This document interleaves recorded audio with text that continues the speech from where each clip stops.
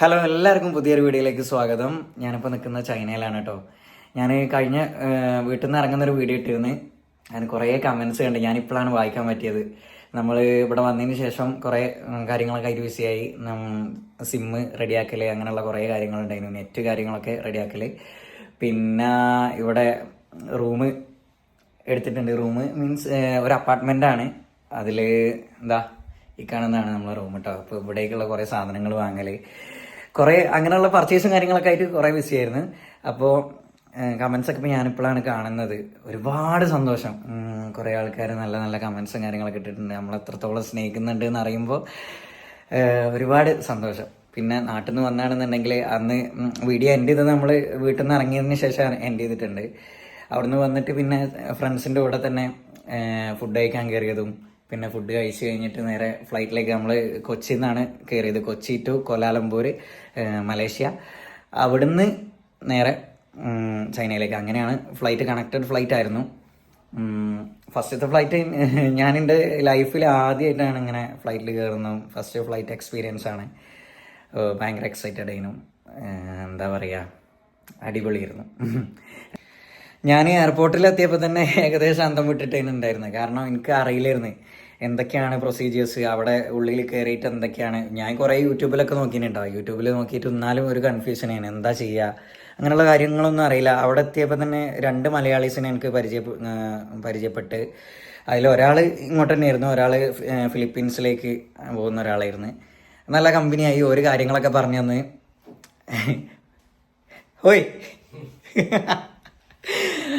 ഓന് നമ്മളെ ഇവിടെ അല്ല കേട്ടോ. അപ്പോൾ ഓരവിടുന്ന് കാര്യങ്ങളൊക്കെ പറഞ്ഞു തന്നുകൊണ്ട് കുറേയൊക്കെ ഫ്രീ ആയി. പിന്നെ അവിടുന്ന് മാറി കയറാനും എനിക്ക് നല്ല ഡൗട്ടായിരുന്നു. അവിടുന്നും ഇവിടേക്ക് വരുന്ന ഒരാളുണ്ടായതുകൊണ്ട് മൂപ്പര് ഫുള്ള് കാര്യങ്ങൾ ക്ലിയർ ചെയ്ത് തന്ന്. എന്തായാലും കുറേ സിമ്പിളായിരുന്നു പരിപാടി. റാഹത്തായിട്ട് എത്തി, അൽഹംദുലില്ലാ. പിന്നെ ഉപ്പാൻ്റെ ഫ്രണ്ടിൻ്റെ ബിസിനസ്സിലേക്കാണ് വന്നത്. എല്ലാവരും ചോദിക്കുന്നുണ്ട് എന്തിനാണ് ചൈനയിൽ പോയത്, എന്താണ് അവിടുത്തെ എന്ത് കാര്യത്തിനാണ് വന്നതെന്നുള്ളതൊക്കെ ചോദിക്കുന്നുണ്ടായിരുന്നു. ഉപ്പാൻ്റെ ഫ്രണ്ടിൻ്റെ ബിസിനസ്സിലേക്കും വേണ്ടിയിട്ടാണ് കേട്ടോ നമ്മൾ വന്നിട്ടുള്ളത്, ഞാൻ വന്നിട്ടുള്ളത്. അപ്പോൾ ഇൻഷാ അല്ലാഹ് ഇനി ഇവിടെ ആയിരിക്കും. ഇതാണ് റൂമും കാര്യങ്ങളൊക്കെ കാണുന്നില്ലേ, അതാണ് എൻ്റെ റൂം. പിന്നെ പാട്ടും കാര്യങ്ങളൊക്കെ ചെയ്യും ഇൻഷാ അല്ലാഹ്. വെറൈറ്റി കണ്ടൻസ് കാര്യങ്ങളൊക്കെ ആയിട്ട് വരും. പിന്നെ ഇവിടെ നിങ്ങൾക്ക് ഒരുപാട് സംഭവങ്ങൾ നിങ്ങൾക്ക് കാണാനുണ്ട് കേട്ടോ. ഇവിടെ ഏകദേശം നമുക്ക് ഞാൻ വന്നിട്ടുള്ളത് ഇവുലാണ്. ഇവു വേൾഡ് ലാർജസ്റ്റ് ഹോൾസെയിൽ മാർക്കറ്റാണ്. World largest wholesale market. ഇവിടെ കണ്ടാലും തീരാത്ത അത്ര സംഭവങ്ങളുണ്ട്. ഒരു എത്ര ഡിസ്ട്രിക്റ്റാ? 4 ഇപ്പൊ 5 ഡിസ്ട്രിക്റ്റ് ഉണ്ട്. അതിന്റെ ഡീറ്റെയിൽസ് ആറാമത്തത് തുറക്കുന്നുണ്ട്. ഒരു മാർക്കറ്റ് തന്നെ 4 നിലയായിട്ട് അല്ലേ? അങ്ങനത്തെ എത്ര ഉണ്ട്? അങ്ങനത്തെ 5 ഡിസ്ട്രിക്ട്. നെക്സ്റ്റ് വന്ന് ഒരു ഡിസ്ട്രിക്റ്റും കൂടി ഓപ്പൺ ആണ്. ഇവിടെ ഏകദേശം എത്ര ഷോപ്പുകൾ ഉണ്ടാവും? ഒരു 75,000 മേലുണ്ടാവും. 75,000, 75,000 ഔട്ട്ലെറ്റ്സ്. ഫാക്ടറി ഔട്ട്ലെറ്റ്സ് ആണ് ഇവിടെ. 75,000 മേലെ ഫാക്ടറി ഔട്ട്ലെറ്റ്സ്. അത് പറയുമ്പോൾ ഓരോരുത്തർ ഫാക്ടറി ഉണ്ടാകും, ഓരോ ചെറിയ ചെറിയ ഷോപ്പുകൾ ഇവിടെ ഇങ്ങനെ ഉണ്ടാവും. ഇവിടെ വന്നിട്ട് ലോകത്തിന്റെ എല്ലാ കോണൊന്നും ആൾക്കാർ വന്നുകൊണ്ട് ഇവിടുന്ന് സാധനം പർച്ചേസ് ചെയ്യുന്നുണ്ട് കേട്ടോ. ഒരു ദിവസം തന്നെ ഒരു 1 lakhന് മേലെ products all over the world പോകുന്നുണ്ടല്ലേ. ഇതാണ് മാർക്കറ്റ്. മാർക്കറ്റിൻ്റെ ഡീറ്റെയിൽഡ് ആയിട്ടുള്ള വീഡിയോ നിങ്ങൾക്ക് വേണമെന്നുണ്ടെങ്കിൽ നമ്മൾ ചെയ്യും ഇൻഷാ അല്ലാഹ്. ഫുള്ളായിട്ടുള്ള വീഡിയോസും കാര്യങ്ങളൊക്കെ ആയിട്ട് വരാം.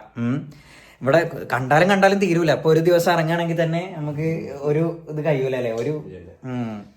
ഒരു ഫ്ലോർ തന്നെ, ഒരു ഡിസ്ട്രിക്ട് തന്നെ നമുക്ക് 50 ലാഖിന് മേലെ. കണ്ടന്റിന്റെ ചാകരയാന്ന് പറഞ്ഞത്.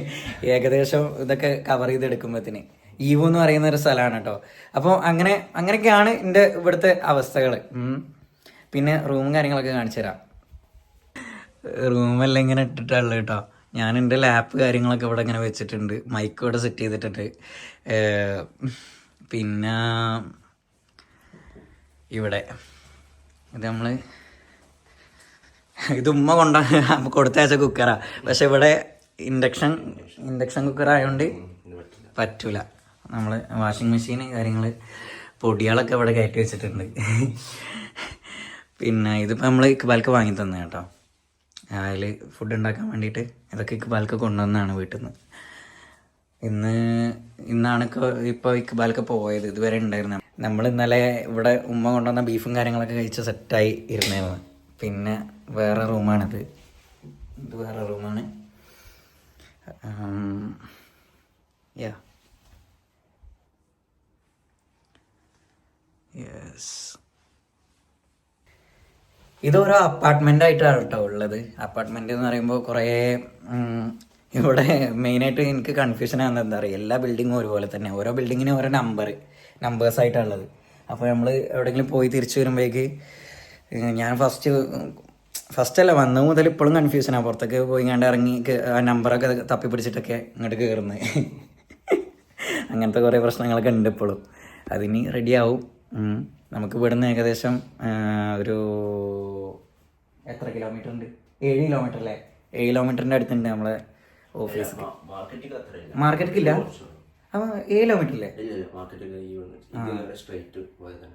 ഞങ്ങൾ ഇന്നാൾ കറങ്ങിയാ പോയത്. ഞങ്ങൾ ഇതിലിങ്ങനെ പോയി ഇങ്ങോട്ടൊക്കെ പോകുന്നത്. ഏതായാലും അങ്ങനെ ഞങ്ങൾ മാപ്പ് ചതിച്ചടാ. മാപ്പ് അങ്ങനെ ഇങ്ങനെയൊക്കെ കാണിച്ച് ഇവിടെ സാധാരണ നമ്മളെ ഗൂഗിളായിട്ടുള്ള ഒരു സംഭവം വർക്കാവില്ല. അപ്പോൾ ആപ്പിൾ മാപ്പിലൊക്കെയാണ് പോകുന്നത്. അടുത്തടുത്താ? ഇന്ന് ഞങ്ങൾ അങ്ങനെ പോയിക്കണേ. അടിപൊളി. അപ്പം അങ്ങനെയൊക്കെയാണ് വിശേഷങ്ങൾ. ഇവിടെ നല്ല രസമാണ്. ഒരു പീസ്ഫുൾ ഏരിയയാണ്. ഇപ്പം ഞങ്ങൾ നിൽക്കുന്ന സ്ഥലം കുറച്ച് സമാധാനമുള്ള ഏരിയയാണ്. സൗണ്ടോ ഒരു നോയ്സോ ഇല്ല, ഒരു വണ്ടിൻ്റെ ശബ്ദമോ കാര്യങ്ങളൊന്നുമില്ല. ഇവിടെ പിന്നെ ഓൾ ഓവർ ദ വേൾഡ് എല്ലാവരും ഉണ്ട് കേട്ടോ. ഏകദേശം യു എന്ന് പറയുന്ന തന്നെ കുറേ ലോകത്തിലുള്ള ഏകദേശം എല്ലാവരും ഉണ്ട് അല്ലേ? എല്ലാ പാർട്ടിൽ നിന്നും ആൾക്കാർ വന്ന് താമസിക്കുന്ന ഒരു സ്ഥലമാണ്. ഒക്കെ ബിസിനസ് പർപ്പസിന് വേണ്ടിയിട്ടാട്ടോ ഏകദേശം ആൾക്കാരൊക്കെ ഇവിടെ വരുന്നത്. പിന്നെ എല്ലാവരും ചൈന എന്ന് പറയുമ്പോൾ എന്നോട് ചോദിക്കുന്ന ഒരേ ഒരു ചോദ്യമാണ്, അവിടെ പോയ ഫുഡ് ഹലാൽ ഫുഡ് കിട്ടുമോ എന്നുള്ളതൊക്കെ.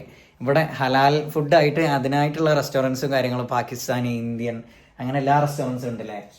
സ്ട്രീറ്റ്സും ഉണ്ട്. ഹലാൽ സ്ട്രീറ്റ്സ് ഉണ്ട്. നമ്മളിന്നലെ പോയടത്തൊന്നും പറ്റൂല. ഇന്നലെ പോയടത്തൊക്കെ പടച്ചോനെ സ്മെല്ല്. ഹലാൽ സ്ട്രീറ്റ് വേറെ ഉണ്ട്.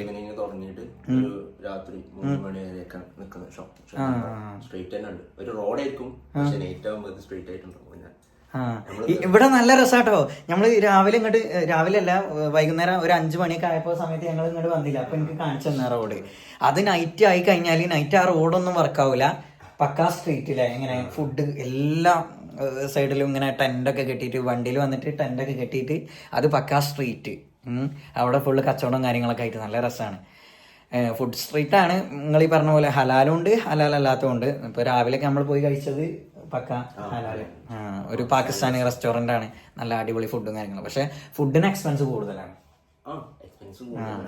ഇപ്പൊ ഇന്ത്യയിലൊക്കെ വെച്ച് നോക്കുകയാണെന്നുണ്ടെങ്കിൽ കറൻസി തന്നെ ഇവിടെ ഏകദേശം ഇരട്ടിയല്ലേ?